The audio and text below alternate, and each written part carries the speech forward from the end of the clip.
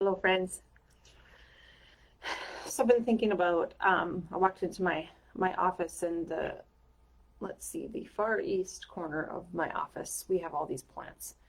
Um, I don't know what they are, spider plants and aloe vera and all these things, and they're growing like wildfire. I'm like, huh, how many of us feel like aren't growing?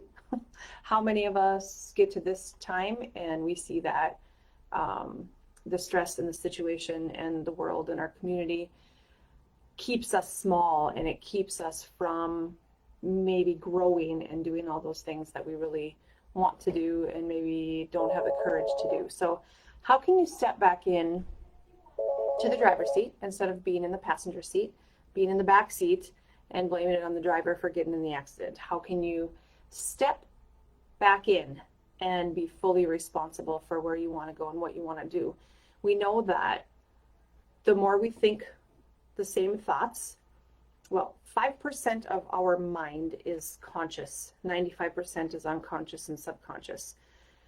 5%.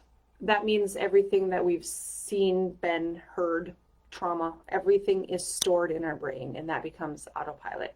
So many times, how our body responds and reacts actually is not conscious, it's unconscious. So, first, to step into being aware.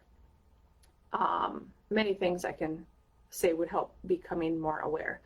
Getting adjusted 100%, that as a foundation, and getting that brain turned on, getting the pathway between the brain and the heart turned on, and the brain and the rest of the body turned on.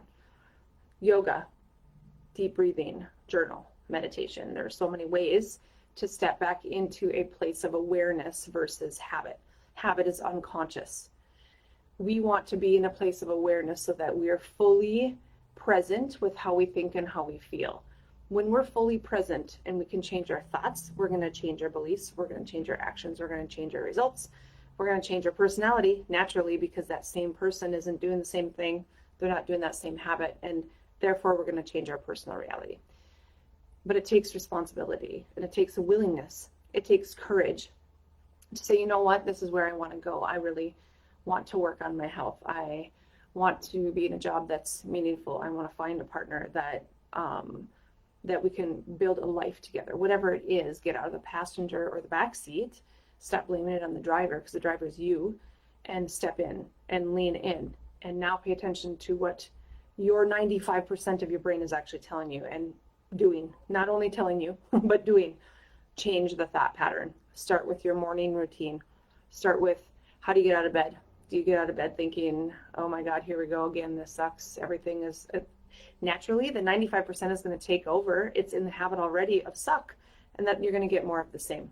How can you change your thoughts starting in the morning so that your day is completely different? When your thoughts start to change, your personal reality will change, I promise. It will be uncomfortable, but it'll be worth it. Adios, let's get to it.